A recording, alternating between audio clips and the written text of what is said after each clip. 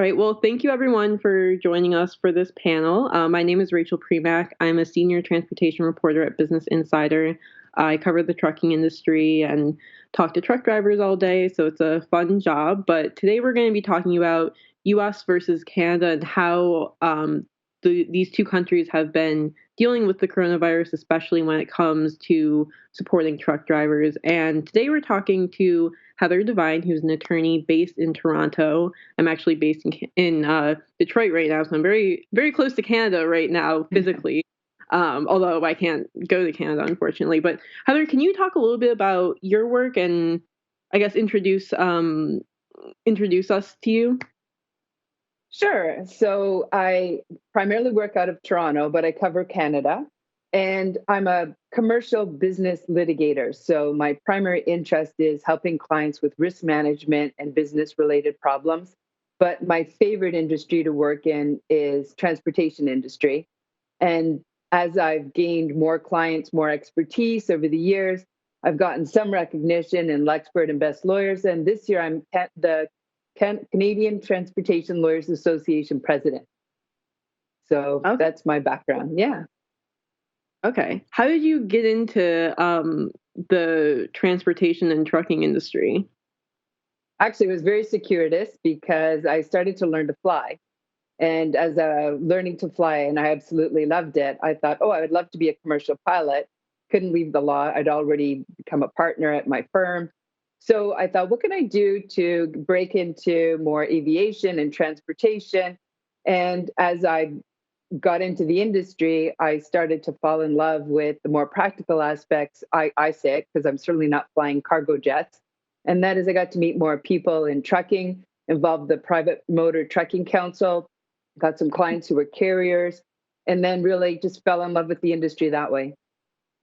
Yeah, I feel like that's a common story for because I also kind of had like a weird how I got into trucking as well. I feel like for a lot of people who don't have like family relationships to the industry, they end up doing one interesting sort of like case in your case or a story in my situation, and then sort of like all spirals from there, and you keep doing it and keep doing it and fall in love with it. So yeah, I guess we kind of have similar sort of backgrounds in that. But I'm wondering, so we're talking today about US and Canada, how the different countries are aiding, or in the US case, unfortunately, not really aiding truck drivers. So on the US side, we've seen some new regulations or scale back of certain laws that would normally, that some truck drivers say do hinder their lives. So the biggest one last month in March, the Federal Motor Carrier Safety Administration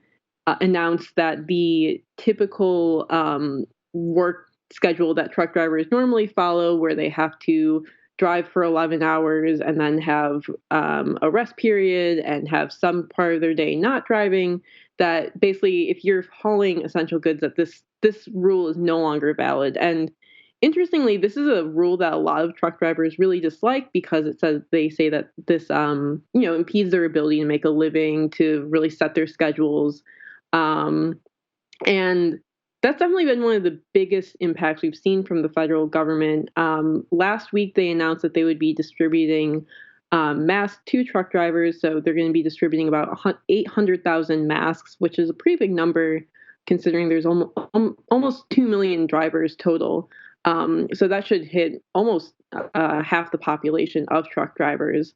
Although it's not clear when exactly this mask will be handed out. I'm sure some drivers would say this is kind of too little, too late. But anyways, that's kind of the US side. I'm curious what's going on in Canada to help truck drivers. Well, I think when I break down what you've just described, first, I think would be a change to the hours of service to allow to keep the supply chain open. And then the second would be protective gear for drivers. I'd like to deal with the protective gear for drivers first.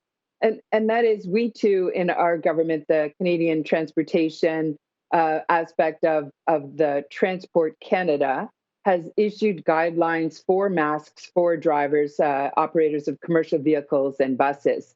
And I think it's a good idea, but one of the things that may be very difficult is that the use of the mask obviously is helpful. but it's the changing of the mask and the putting of the mask on your face and taking it off. And do you wear it in the cab? Do you wear it when you're just dealing with clients, customers, when they're moving around? And I think that'll be very tricky because it's my understanding that you can self-contaminate even though you have a mask. Hmm. So I question, very good to suggest that drivers use masks, but really, do they have the ability to have access to hygiene, to wash their hands of the way that it's necessary, to disinfect gloves if they're wearing gloves? And what do? They're not supposed to touch their face, but you go to take off the mask, or you don't want to wear it in the cab because you've got a good 4 hour time and it's just you and driving. You go to take it off and you contaminate.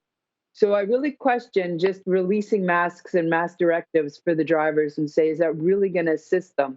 Particularly when we hear so many complaints about not having proper access, not only to get food, but to have washrooms open for them on the road.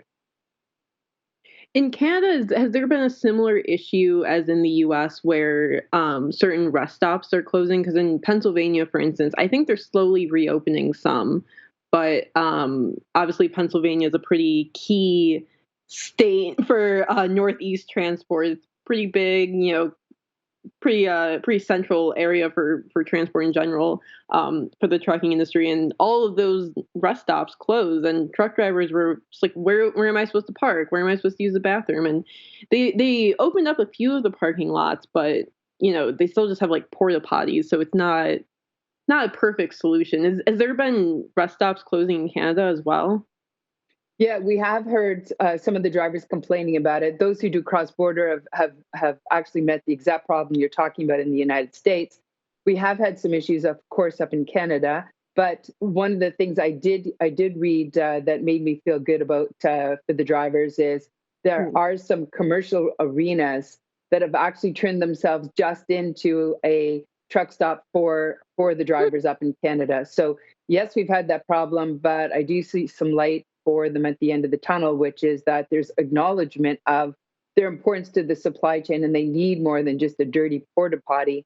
I mean, these Hmm. people are working in their work environment to keep food on the table for us and PPE for us. And so, yes, they've had those issues, but I think people are finally starting to turn their attention to being more supportive. Okay, that makes sense. That makes sense. I guess in Canada, is there the same issue with truck driver parking? I mean, it's doesn't have like the same. I know in like the western part of the U.S., there's not as truck driver parking isn't as big of a demand or a big of an issue just because it's not as dense as like the Northeast or the East Coast, for instance. But is it the same issue in Canada, the lack of parking or troubles with parking in certain areas? Absolutely. I mean, I think prior to COVID-19 and people understanding to some extent how important truckers are to the supply chain, there was a real not in my backyard. And I had a case maybe about 18 months, a little bit longer, where there was a change in regulation by a local municipality prohibiting the trailers from being dropped or parked. And the drivers were driving through the neighborhood trying to park the truck and then get in their car and then drive to where the residents would be, and then having to drive back out. And it was made very difficult by regulations that thankfully did get changed. But yes, we do have that problem, and yeah, it hasn't gone away. Hmm. Hmm. Yeah, the non my backyard thing you pointed out was really interesting. I was talking to a friend or a coworker a few weeks ago about how he and some other like high schoolers when they were in high school like protested against this like truck stop like coming into their Oh, town. Like, well, how do you expect things to arrive in your stores if you don't have, drivers to have a place to park and eat and shower and use the bathroom? So, yeah, I mean, it is hopefully hopefully the more, hopefully the more we can educate people on the importance of drivers, the less just there will be more awareness in general, hopefully, of like I why agree. things like this are necessary. Well, Rachel, Uh, I thought you wrote an excellent article on your in your Modes, your magazine, and you were at the time talking about unionization of mhm, trucking companies and some of the difficulty of even reporting on the trucking industry. And I mhm, thought you had great insight because one of the things you were saying is the trucking industry can be so fragmented with the owner operators. I'm raising that for I think this follows in on your point with the not in my backyard. Then you have a lot of individual owner operators. They're not perhaps as united as one might hope to get the recognition they need. But I'll tell you one thing that has happened. I think that may be very positive is as a member, as the president of the CTLA, and very involved with the TLA, the members of those associations are defense counsel, so they represent trucking companies. And they've reported that they actually see more settlements and a softening of approach by plaintiffs and plaintiffs' lawyers towards truckers. And so maybe the hope is that the integrity and the necessity of having our drivers with COVID-19 and keeping the supply chain open, maybe that'll help unite a positive view of them. So, Yeah. what happened with the guys from high school, maybe they think twice about it, or maybe that thought wouldn't occur to them at all. You can hope. Yeah. Yeah. It is interesting recently seeing more, like Good Morning America or the Today Show kind of having more like positive, like thank a truck driver segments. And I think like I have written about this before, kind of like how thank you isn't enough. You need to be doing more than just saying thank you. But I mean, we are kind of, for truck drivers, they are kind of starting from a very low bar where just like recognizing that they have issues or these sort of issues exist is like already kind of a struggle in the same way that maybe other professions are more visible. For instance, grocery store workers or other sort of like more customer facing employees. I'm curious, before we started talking, in the recorded panel setting, we were talking a little bit about like what is the general sentiment for truck drivers in the U.S. versus in Canada. And you had mentioned, speaking of unionization just now, you had mentioned that there was some sort of suit regarding like truck drivers unionizing. Like, what's going on with that in Canada, and what do you think would be the impacts of like cross-border trade if that went through? Well, I think one of the factors, our laws on unionization are probably are different between Canada and the United States, but the effect of unionization is very similar, and that is that costs increase. So one announcement that's come out today is that Foodora will be pulling out of Canada. Foodora, I understand, had taken quite a lot of initiative, even getting into liquor delivery. But recently, one of our courts has announced that unionization move amongst the drivers of Foodora would be successful, is allowed Wow. to be successful. And in response, my take on it, not being involved in the case, just taking a look at that result would be that the cost will just be too prohibitive for Foodora. For Foodora. I have a hard time with that one. Foodora. So. Yeah, and it's too bad because, Rachel, think about it, all the deliveries that people need right now. We're all stuck in our home ordering food, ordering liquor, so that you avoid going out, and they're pulling out of the market. That's interesting. It's, yeah. I mean, I sometimes people ask me, like, why don't, sorry, there's probably dogs barking in the background, so I apologize to the viewers at home, but maybe I should close the window, but there is I don't know what the hell is going on, but so basically what's going on I'm in like suburban Michigan right now, so this is like the biggest problem we have is like barking dogs, but I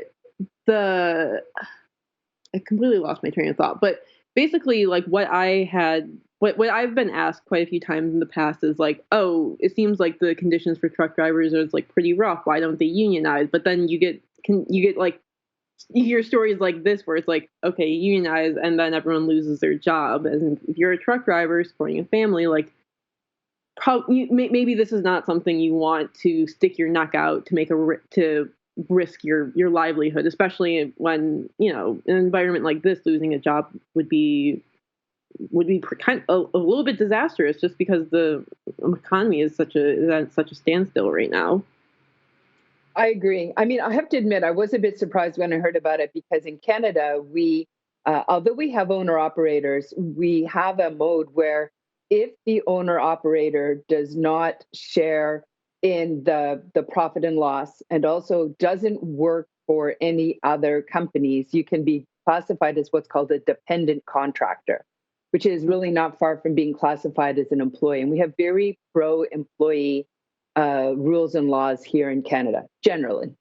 So I was a bit surprised, but as I say, I don't have the specific facts of the case. But as you pointed out, unionization can surprise a company or even scare them to the point where they decide not to do business. And what good does that do everybody? No drivers, no business, no customers. It's gone. Is for like employed truck drivers in Canada, are they usually unionized? I would think no. Well, so let me. I have to think that it's a good question. So Mm-hmm. I frequently am very involved with the private motor trucking council. I speak at their annual meeting, and no, I would say that they're not all unionized. It's a mix.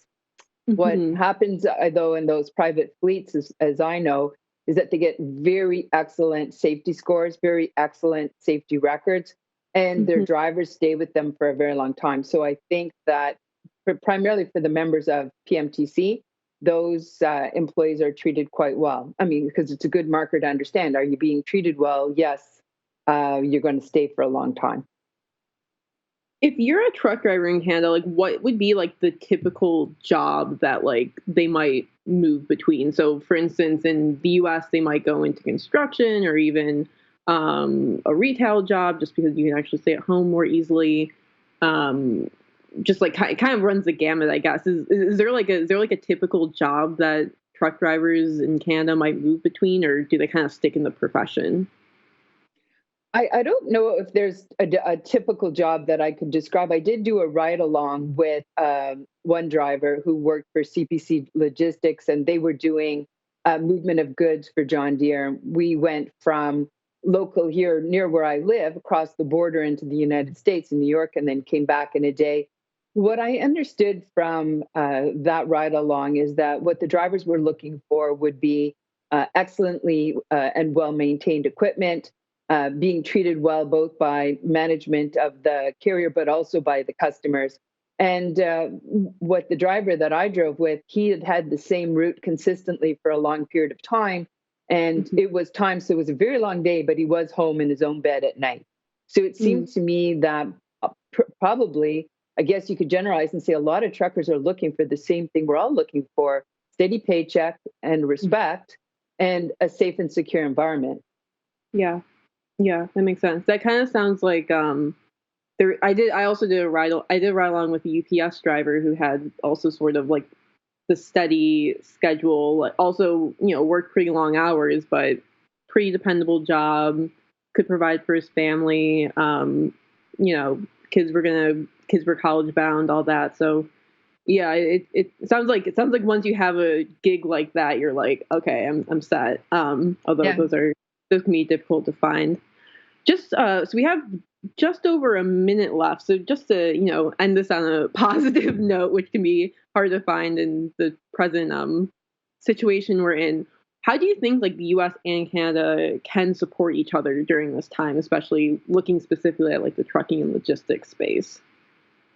I think they have to support each other with open communication because recently in Canada, for example, our migrant workers have been affected by COVID-19, which will in turn affect our farm produce. And we're also having a problem with COVID-19 in the meat packing plants. Turkey and beef have been affected. We slaughtered 200,000 hogs out of turn. We're going to be looking to the United States. We're going to be looking to Mexico to keep our food coming across the border.